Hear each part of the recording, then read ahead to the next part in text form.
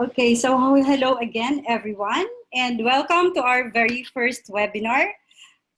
My name is Cheryl, and I am the program manager for Asia Pacific and for English-speaking animators.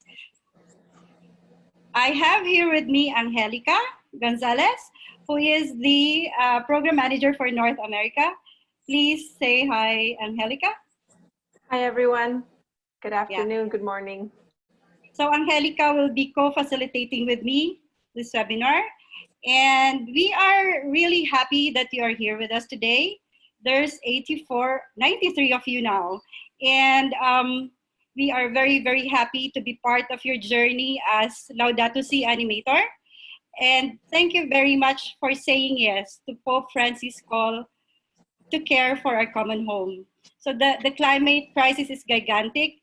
And in the same way as we are dealing with the coronavirus these days, which we are facing now, we are also to respond to the climate crisis with the same urgency, and we will be needing everyone's cooperation. So we need to reach out to as many people as we can, get as many people as we can involved in this effort, and we are really happy that you are joining us in caring for our common home. So let us start our session today with a prayer, and I would like us to take a few moments to remember everyone who is afflicted by the coronavirus, their families, and the frontliners who are taking care of them, and also the government, that they may not forget the poor families as they try to respond to the pandemic. So let's take a few moments to be one with the world and to pray Pope Francis' prayer to Mary. Angelica. In the name of the Father, the Son, and the Holy Spirit. Amen. O Mary, you shine continuously along our journey as a sign of salvation and hope. We entrust ourselves to you, health of the sick who at the cross were near to the pain of Jesus, keeping your faith firm. You, salvation of the Roman people, know what we need, and we trust that you will provide for those needs, so that as at Cana of Galilee, joy and celebration may return after this moment of trial. Help us, Mother of Divine Love, to conform ourselves to the will of the Father and to do what Jesus tells us. He who took our sufferings upon himself and took up our sorrows to bring us through the cross to the joy of resurrection. Amen. We seek refuge under your protection, O Holy Mother of God. Do not despise our pleas. We are put to the test and deliver us from every danger, O glorious and blessed Virgin. Amen. Amen. Thank you, Angelica, and thank you very much, everyone, for this chance to pray together. And now I'm happy to give you our Associate Director, Cristina Leaño, to give you an introduction about the Laudato Si Animators program and about GCCM. As Associate Director, Cristina oversees all the campaigns and the operation of GCCM. Cristina?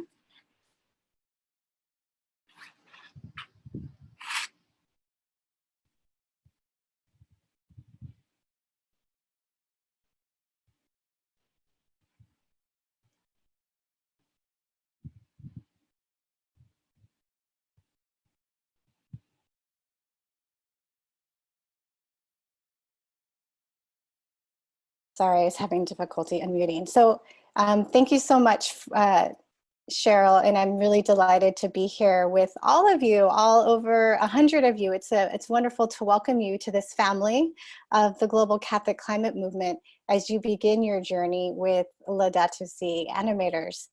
So you are joining this privileged family of over 5,600 people who have gone through this program through the last 4 years.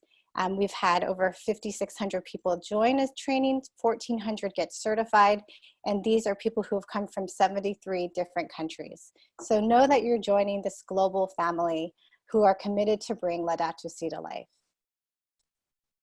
Oops. Sorry, I'm having a hard time with my... So what does it mean to be a Laudato Si animator? What I wanted to do right now is just spend a couple of minutes to give an overview of the Laudato Si animator program, as well as what we're going to be doing over the next few weeks. So what it means is that we live Laudato Si, and we also animate others to live Laudato Si. So when we talk about Laudato Si, we're not just talking about the encyclical that was released in 2015. We're actually talking about this Laudato Si paradigm. Now, many of you might know that Laudato Si means praise be. It comes from the beginning of St. Francis's Canticle of the Creatures. Praise be you, my Lord, for Brother Moon. Praise be you, my Lord, for Sister Mother Earth. So it's a sense of praise, of glory, bringing glory to God.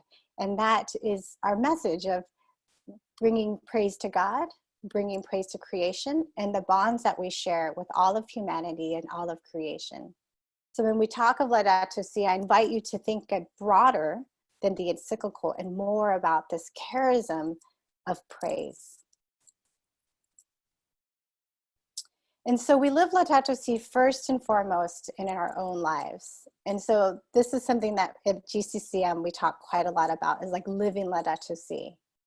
And so we try to, how can we do this in our own lives? And so we're driven by that quote from the encyclical that actually comes from the Brazilian theologian Leonardo Boff, to hear the cry of the earth and the cry of the poor.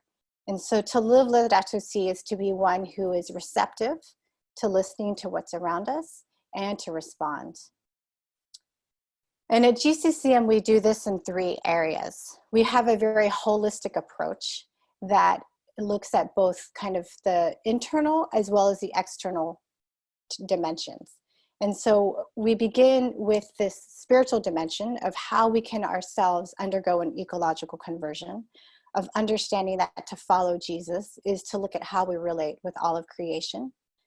We look at how we're living our lives. How can we shrink our footprint? How can we live more simply? And then we look at it in terms of our own prophetic witness, our actions in the public space. How can we advocate for the kind of systemic changes that are needed? And so we'll be going through all of these dimensions throughout the program.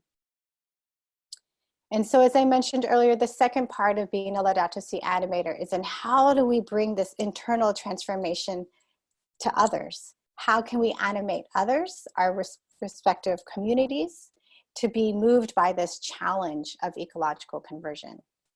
So we're moved by this scriptural challenge from Jesus that we must let our light shine before others. And so how can we be beacons of light and hope in this message of Laudato Si? And we know that we cannot do this alone, and that this ecological conversion is not just a personal one, but it's a communal one. And there's this quote from Laudato Si that to bring about lasting change, this change needs to be communal. And so here we are, joined from different parts of the globe. Lovely to see anywhere from Ireland to Egypt, the United States to the Philippines, that here we are as this global community working towards this ecological conversion. And that we must proclaim this message and grow the movement.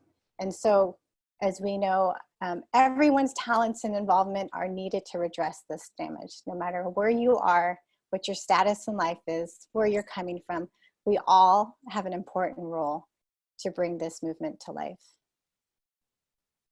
So I'll just quickly give you an overview of GCCM because we have a wonderful speaker, Yab, so I don't want to take up too much time, but I think it's important for you to have an understanding of who this organization is that you're now a part of.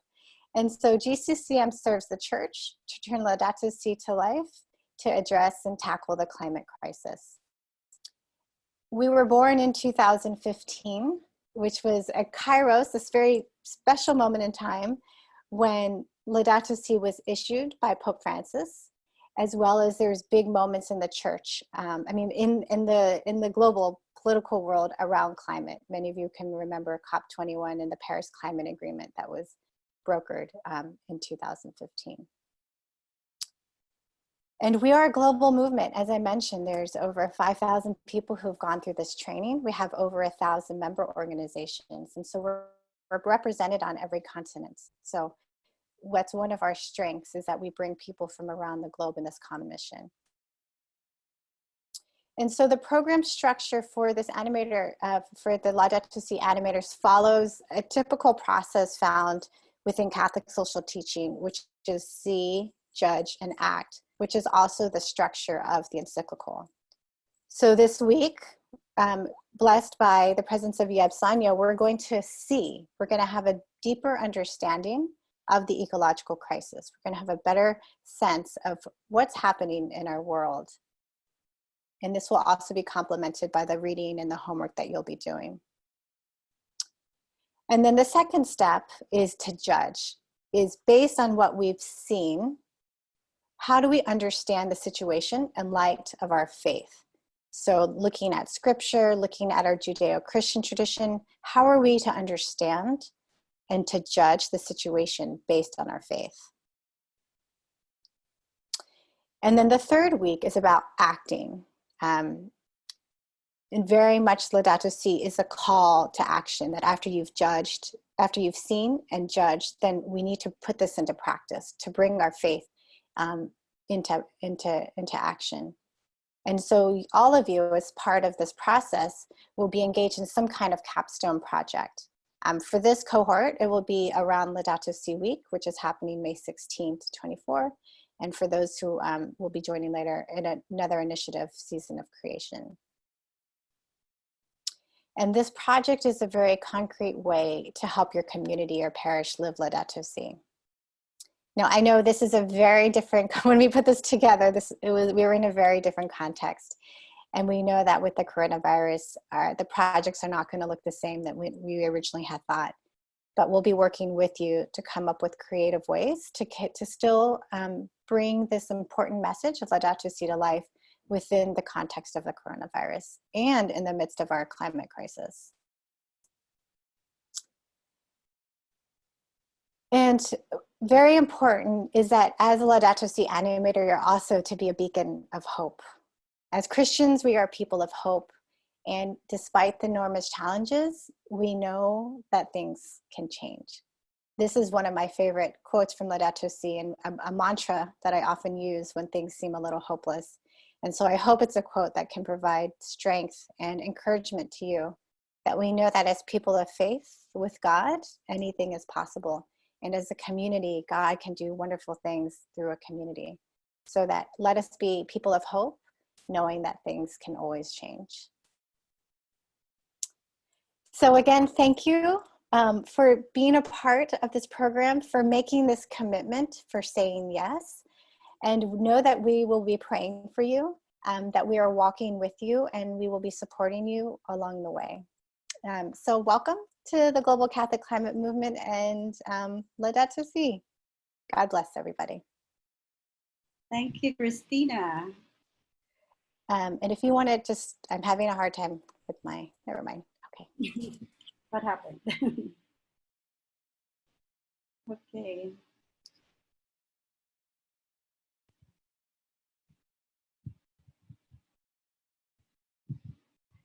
So, okay, so that was the introduction from Christina about GCCM and about this program. So for this week, we will be focusing on the work for climate justice. After this week, at the end of this week, our learning objective is really to understand what the Laudato Si Animators program is, which Christina has explained earlier, understand the causes and consequences of climate change, and how the unfairness and injustice of that situation affects both the earth and the poor, and also to see how we are all connected to this situation. But before we go to Yeb, let's watch first this 2-minute video presentation, which will show us the scientific explanations of climate change. It's very brief, just 2 minutes.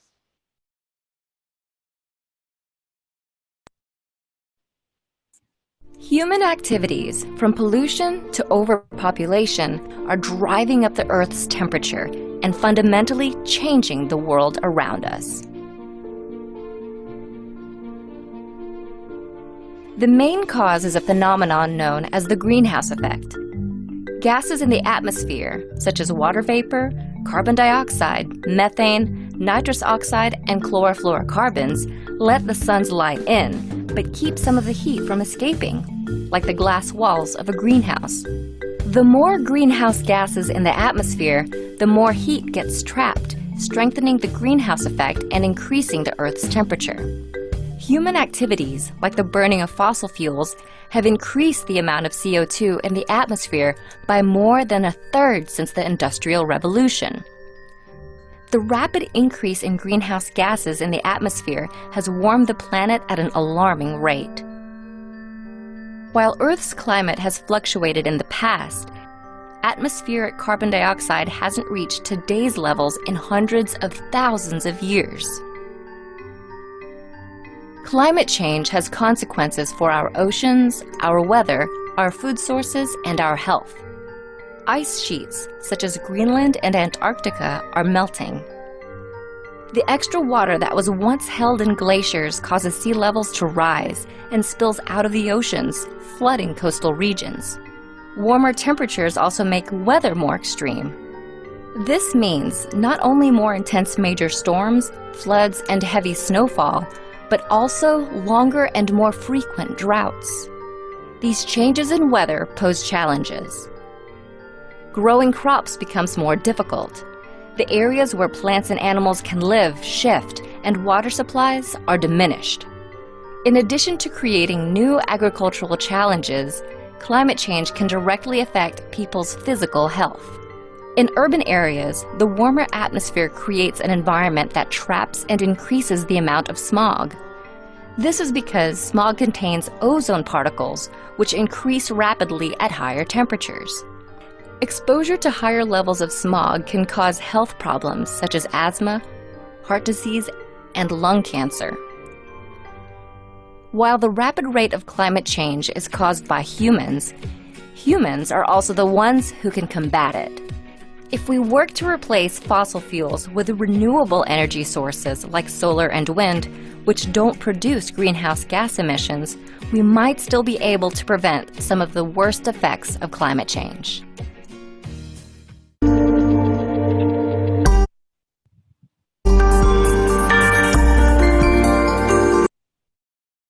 Okay, so in the video, we saw how the climate change impacts our natural world, and the effects of climate change are already being felt now. We are all affected, but are we all affected in the same way? Or are some people more adversely affected than the others? Who are affected the most by the climate change, and why should we work for climate justice? So our speaker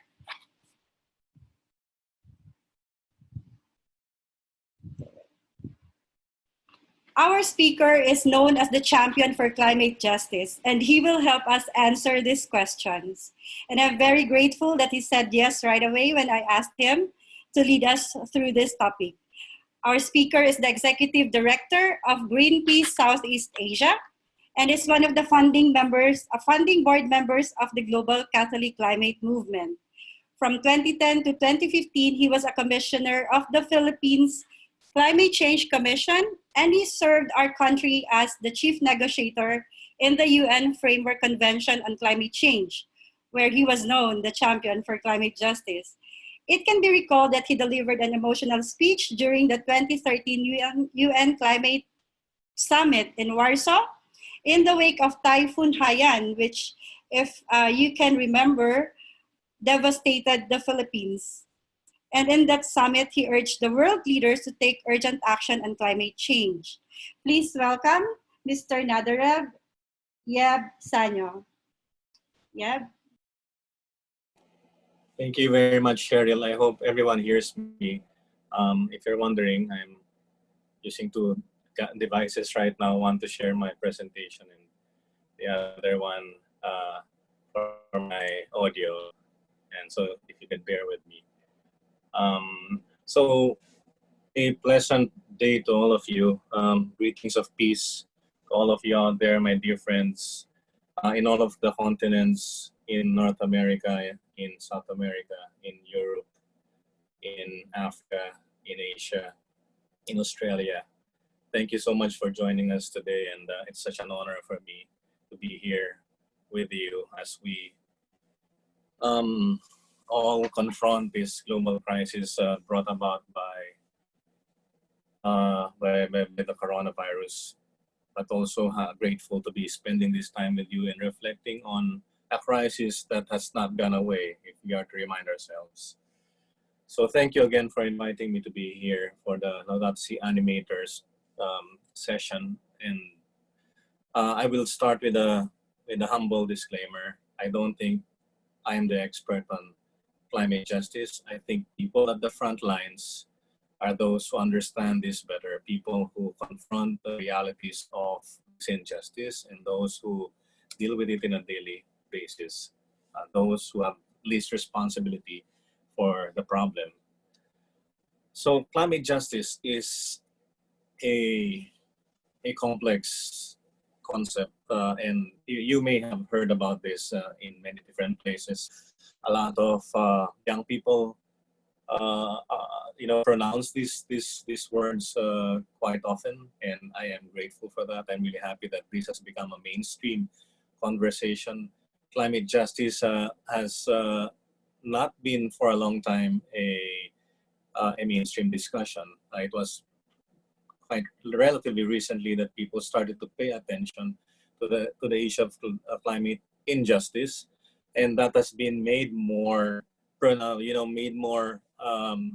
emphasized after Pope Francis published Laudato Si.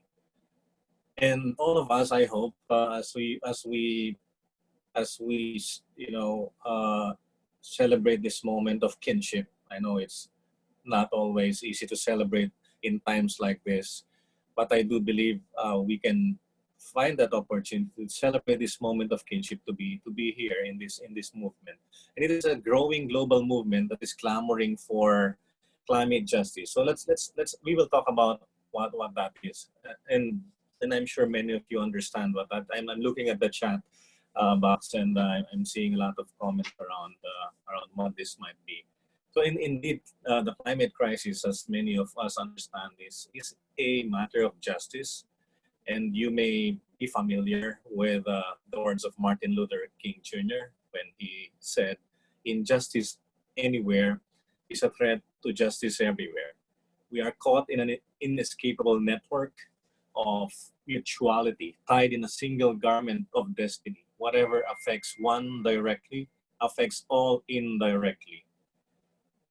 He uttered this at a time when climate change was not even being discussed yet. But this holds very true to the issue of the climate crisis. Any injustice in any part of the world affects everyone, or affects a lot of people, even indirectly. And this is very important to ponder on. It is not merely convenient that these words from MLK Jr. are invoked today.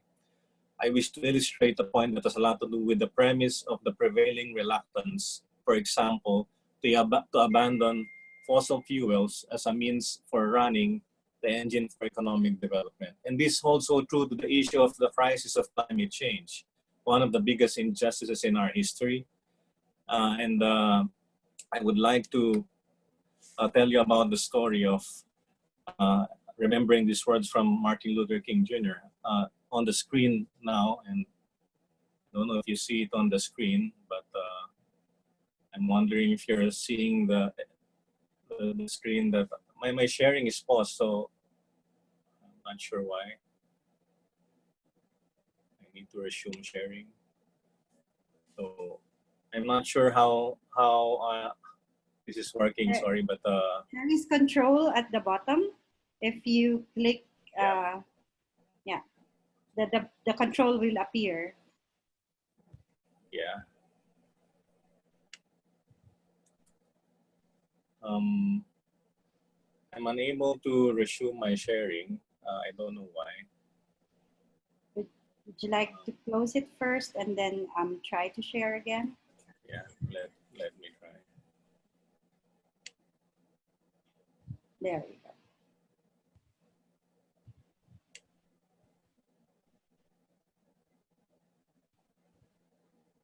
Ready. Can you see it now? All right, very good. Yeah. So,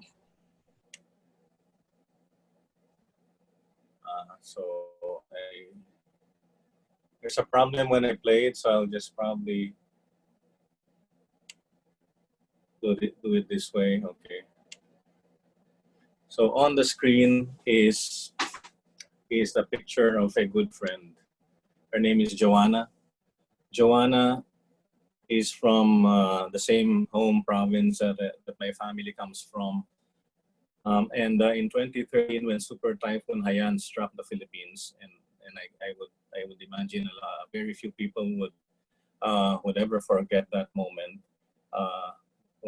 More than 18,000 people died in a few hours when the typhoon left a massive trail of devastation. And Joanna lost her entire family, her mother, her father, her older brother, her sister-in-law, and her 2-year-old nephew. Was a big tragedy. Joanna today stands up as a climate activist, understanding how this is not an accident, how there are people, there are companies, there are countries responsible for what happened to her family. And I share with you her story because her story is inspiring, deeply uplifting, really profoundly moving, as she had become an advocate for climate justice, and she has gone to many places around the world highlighting this very important issue. The issue of climate justice also reminds me of this conversation that happened between Frodo and Gandalf. You might be familiar with this, but I'm a big fan of Lord of the Rings. And I like this part when Frodo was telling Gandalf, and this was the time when they were really concerned about the return of Sauron. And Frodo was saying, I wish it need not have happened in my time. And Gandalf said, so do I, and so do all who live to see such times. But that is not for them to decide. All we have to decide is what to do with the time that is given us. This is exactly what Joanna had done with her life. She lost her family, but she told herself, I survived. And all I have to decide is what to do with the time that is given me. I guess these quotes from LOTR also applies to what we need to do in the time of coronavirus. But for me, in the context of the climate crisis, we all wish it need not have happened in our time, right? But it has, and that's not a question we need to really trouble ourselves with. But what we have to decide is really what do we do with that time that's given us. And scientists are telling us we have very little time. We have barely 8 years left in order to avert catastrophic climate change that would run away beyond 1.5 degrees. It also reminds me of a notion, and this notion is something that you probably hear from your friends. You hear being talked about like commonly, and this notion is that you don't know what you got until it's gone,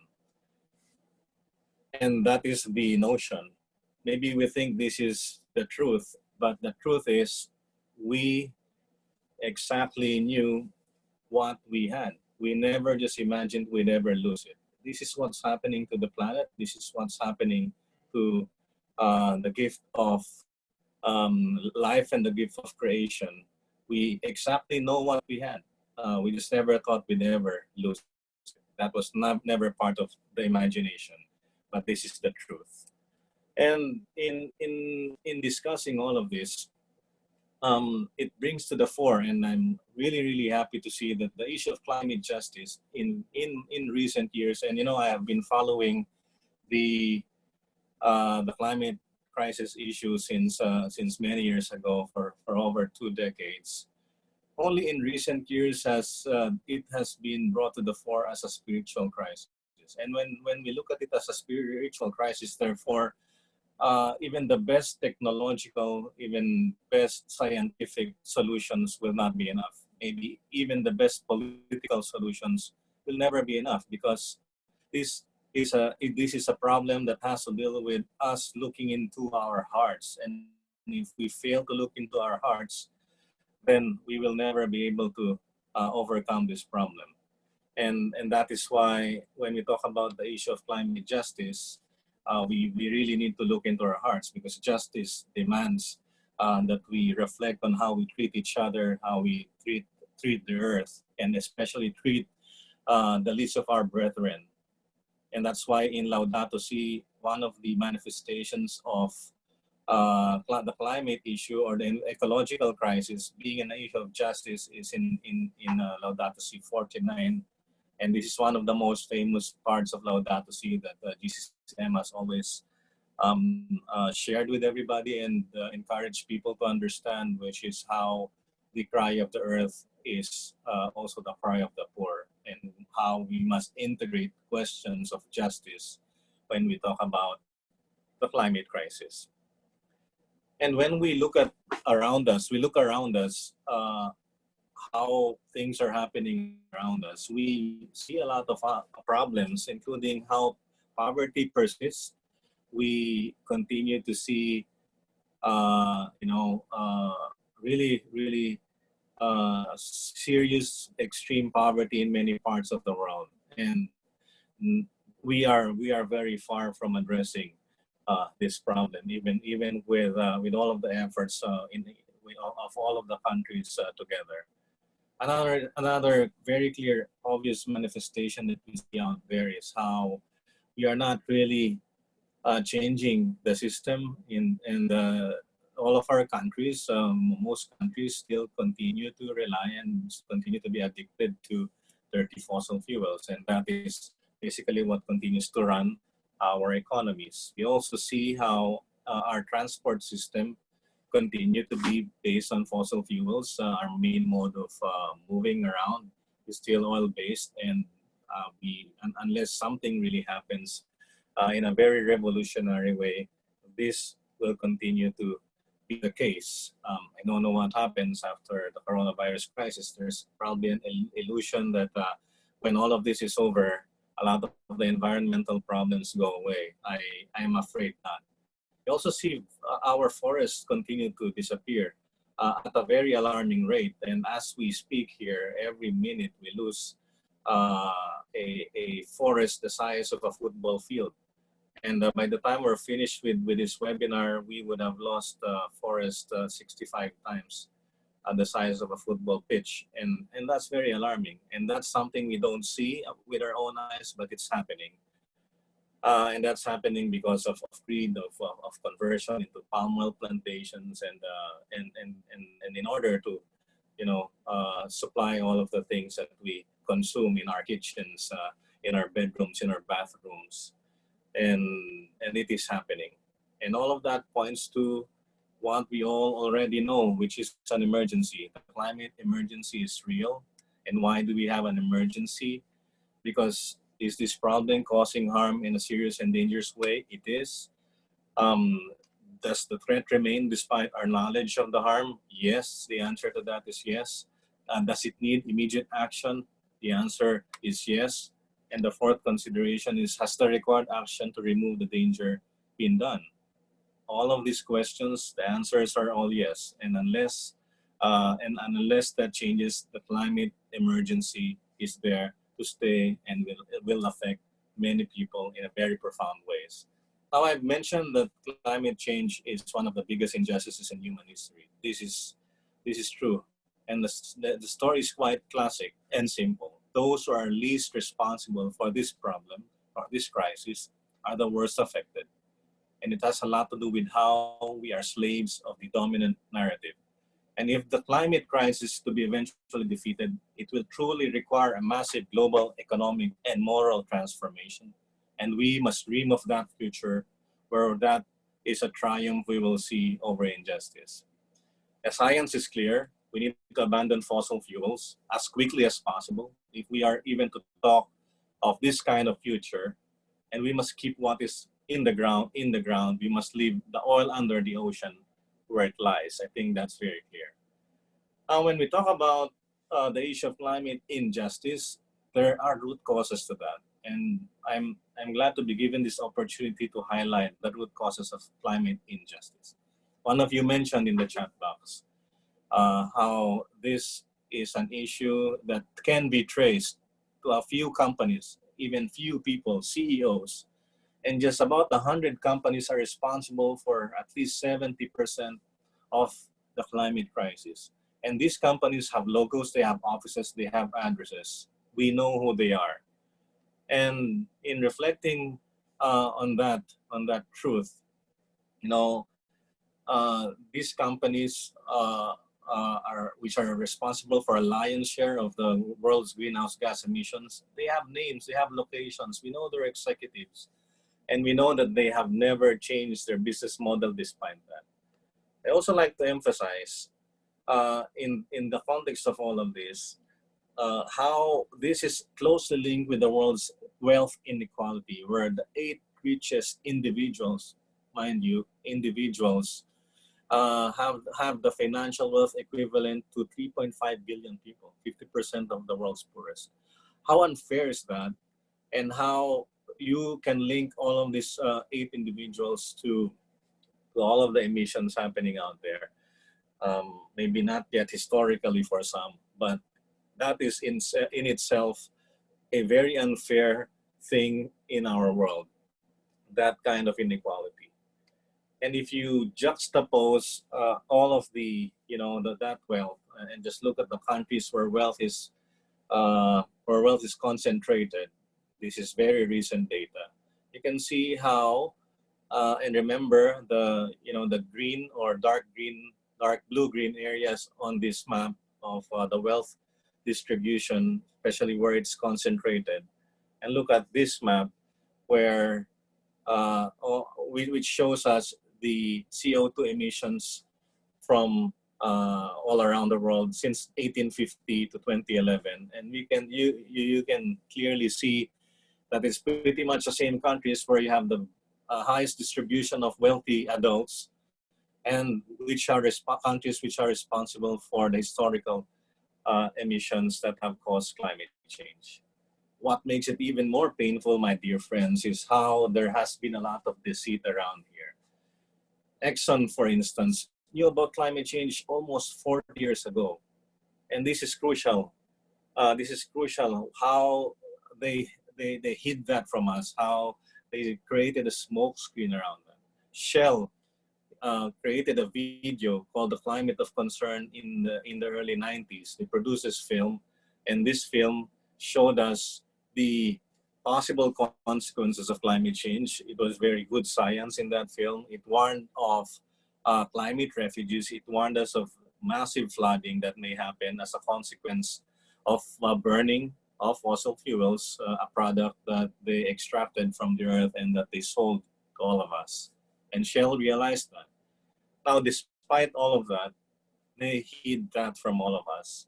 And what could be more unjust when those who have the capacity to change the future decided not to, and deceived all of us, and hid that very important truth away from us. And they robbed us of at least 3 decades of being able to take action against climate change. They robbed us of that. And so that in itself is also a big injustice. And perhaps, Shell should go back and watch his own startling 1991 documentary. So the fossil fuel industry knew about climate change half a century ago. And the fossil fuel industry went into a business of deceiving the public, misled their shareholders. They robbed us of a whole generation's worth of time to reverse climate change. This is incredibly, incredibly unbelievable. Now, as I said, there are root causes to this issue. And one of the most important links that we need to be mindful of is how the economic and political system that commercializes, commodifies nature and life, which exacerbates unsustainable practices of exploitation, and unbridled consumerism are parts of the roots of this crisis.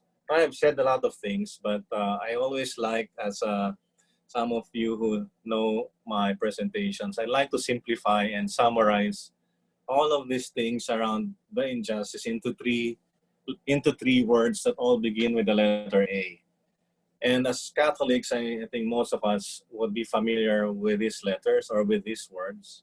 And they all begin with the letter A, whether it's in English, in Spanish, in French, or Italian, I understand. And these three words are avarice, which is extreme greed; arrogance, which is the belief that you're better than God or better than the planet or better than anyone else; and apathy is the belief that it's someone else's job to care about the problem.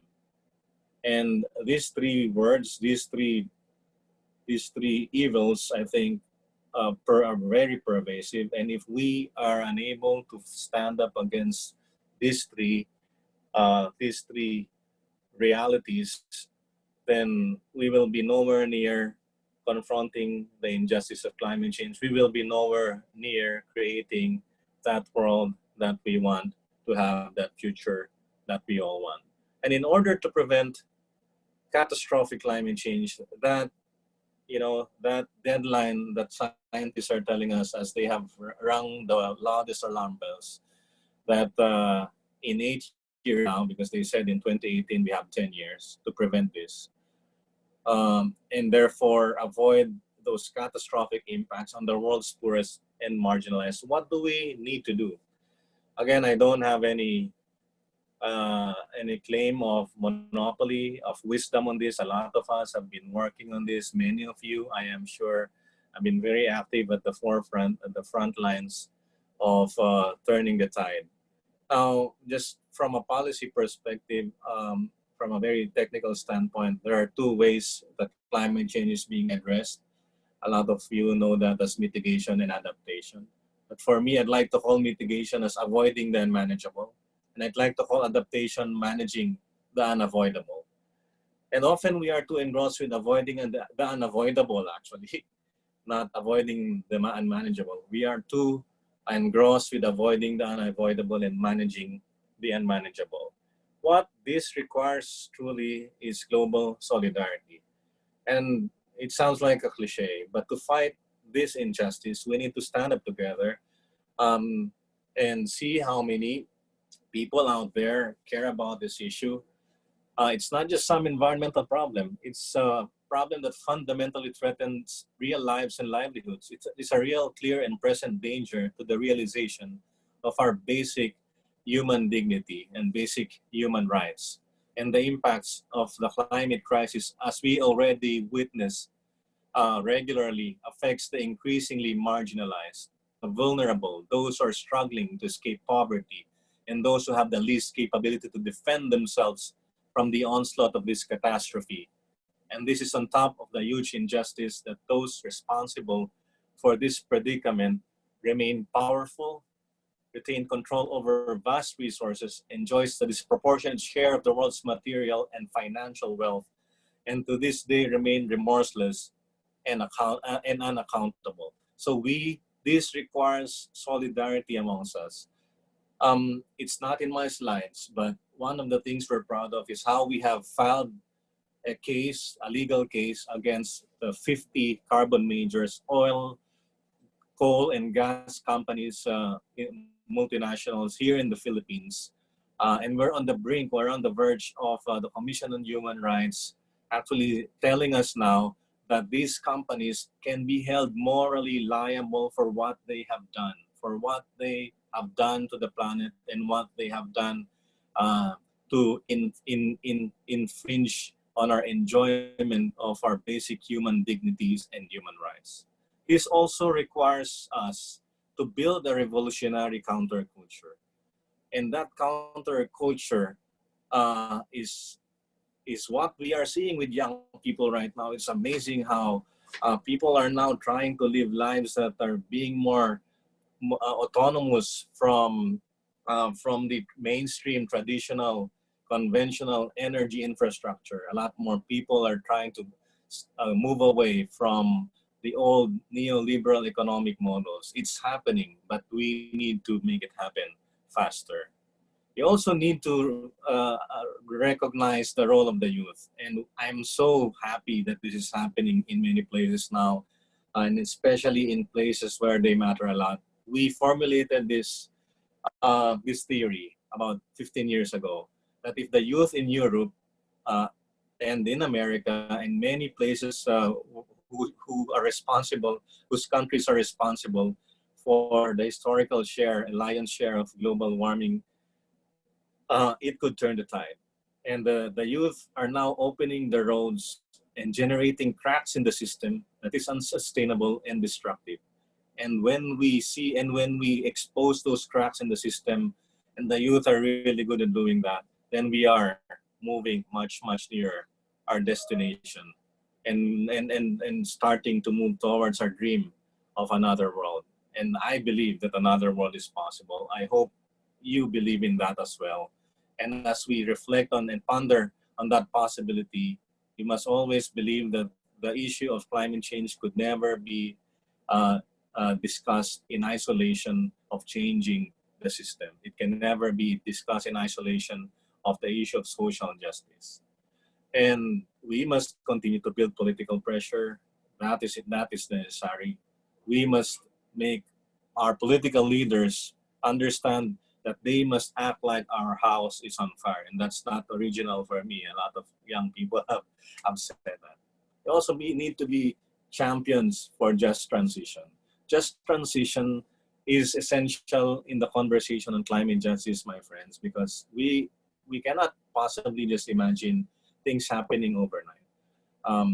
And already we're seeing a lot of changes, but we do have our friends, sisters and brothers. We need to make sure that they continue to have jobs, sustainable jobs. And that transition must happen in a way that is fair, that is just, that takes care of the vulnerable and the marginalized.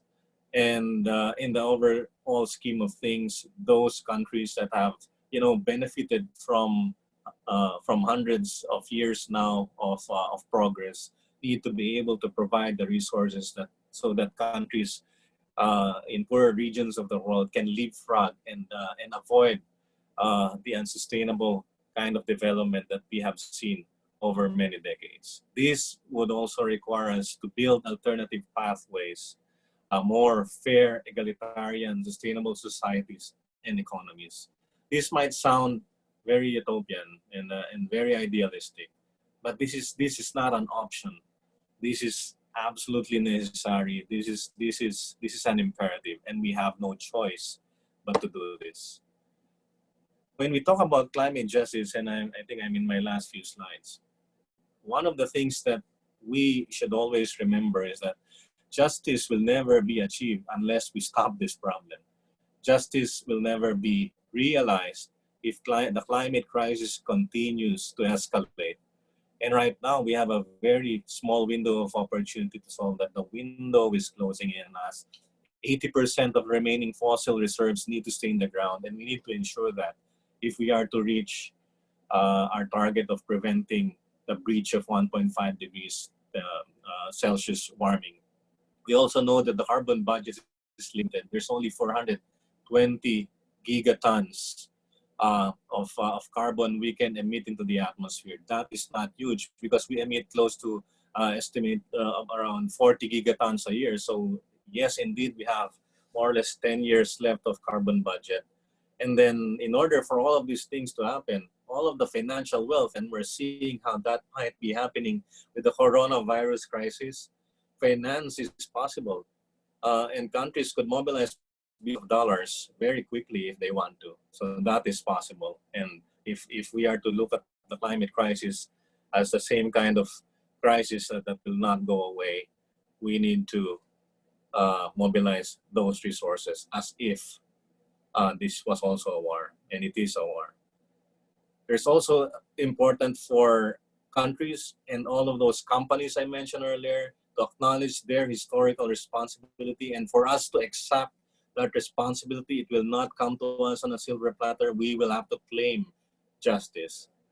and acknowledge that need for rich countries to face up to the impacts of the emissions they have caused over all of these years of historically unequal overconsumption of not just of the atmospheric space, but of most things from nature. So I just want to borrow these words from Utah Phillips. I love these words when Utah Phillips said, "The earth is not dying, it is being killed, and those who are killing it have names and addresses." I think that talks to the same slide I showed you earlier around how these companies and people have addresses. And therefore, as we journey forward in the fight for climate justice, it's important for us, as we have done here in the Philippines, filing cases against all of these big polluters and to hold them accountable and tell them very strongly in no uncertain terms, stop burning our future. Now, finally, to wrap up, like many other social problems, we all know that the climate crisis is a crisis created by the actions of a very few people. And you know, for the majority of people around the world, climate change remains a problem for which we already have a solution. And the solutions are not new. The solutions have been there for a while. It just needs us to gather all of the strength and courage as a human family and as a generation to make it happen. It also requires us to fight corporate capture, because unless we do that, the kind of control that these companies have over our societies will continue unabated. I just want to highlight a couple more issues before I end. And a lot of people ask me, how are we gonna actually defeat climate injustice? How are we gonna defeat the climate crisis? If I were allowed to offer, and quite at the risk of being oversimplistic, if I were allowed to offer a single solution, I think it's gender justice. We need to make sure that there is gender justice in this world and change the power relations and the decision-making systems that promotes a patriarchal system, and therefore we need to fight that system and build the power that is necessary. You know, all we need to do is empower women, really.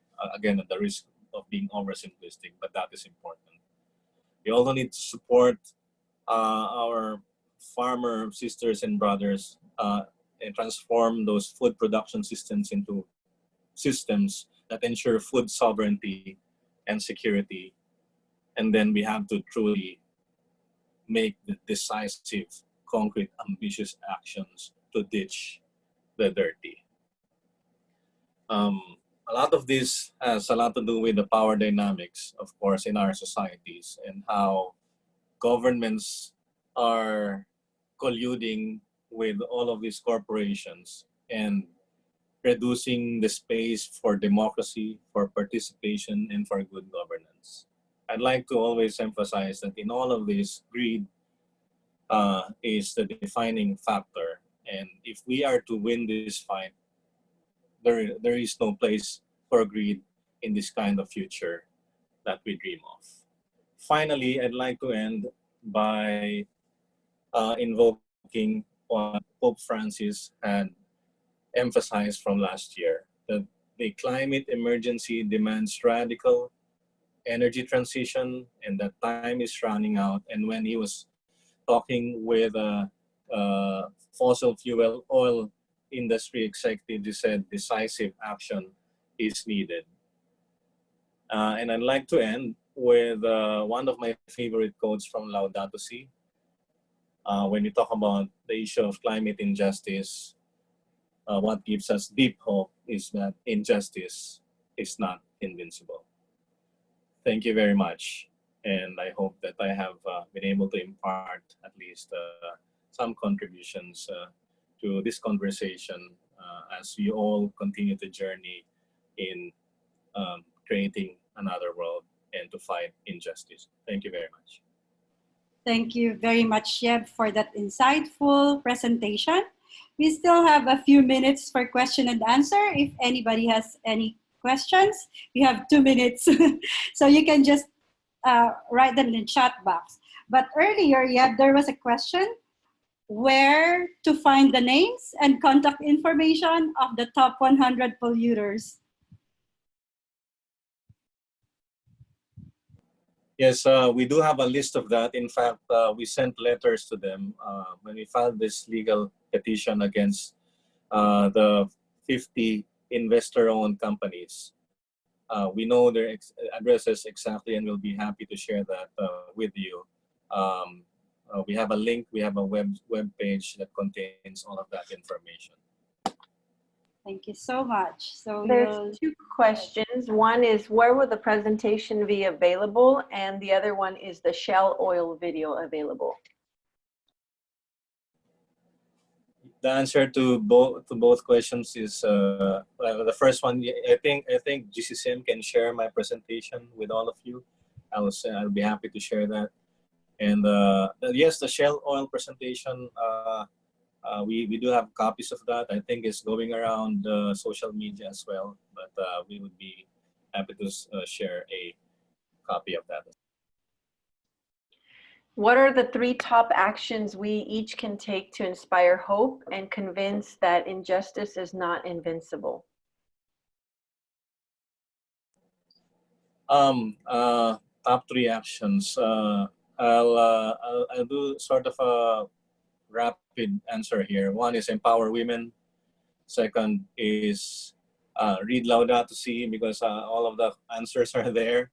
And third is, you know, we live in a generation where we seem to be connected very well, but we are the most disconnected, lonely generation in history.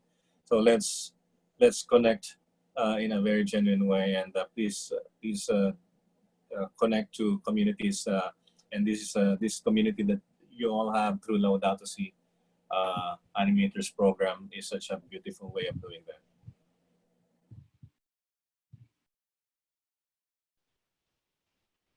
You probably didn't hear me say measure your carbon footprint. I wouldn't really advocate for you having the burden of doing that. As I shared with you, 100 corporations are responsible for 70% of this problem. So the onus is on them. And the company that invented personal carbon footprint calculators is BP Oil. So they're trying to shift the burden, they're trying to shift the blame. It would be good for us to be very mindful of how we affect the earth, including our carbon emissions, that and how we live our lives, our lifestyles is something that can be truly powerful. But I would never want to shift that burden to you as individuals. Thank you, Yeb. So we're running out of time, but I just want to read one last question. For the rest of the questions, I will send this over to Yeb to be answered through email, and I will post it in our learning platform. So the last question would be, do you see the coronavirus crisis as an opportunity for humanity to wake up and address the climate crisis? Oh, absolutely. The same kind of system that we live in. So, I mean, viruses are there, but the kind of system that has allowed the kind of inequity around how people are being affected by coronavirus is the same kind of system that has bred all of the climate crisis. So it's the same system, and that's why we need to take this opportunity to change that system. I think this is a very clear wake-up call for humanity. But I think the takeaway, the most important takeaway from you there is we cannot do this if we don't stand together. The only way we will overcome both crises, the coronavirus crisis and the climate crisis, is to stand together as one human family and set aside all of our differences, instead celebrate those differences and conquer and overcome this crisis altogether as one. Thank you so much, Yeb. Now it's time for us also to ask everyone to please type in the chat box one takeaway that you got from this webinar. We would also love to hear from you. So let's take a minute to please type in the chat box one takeaway that you have from this webinar. So there's hope from Didi. Okay, because I will be taking note of all these takeaways and also put it in our learning platform. Whatever affects one, yes. Oh, thank you so much for all these insights. Okay, while you are all typing in your takeaways in the chat box, I would like to welcome Antonio. Antonio is from our Italian team, and he is here to do the closing prayer for us. But first of all, really thank you so much, Yeb. This is very interesting and very enlightening presentation.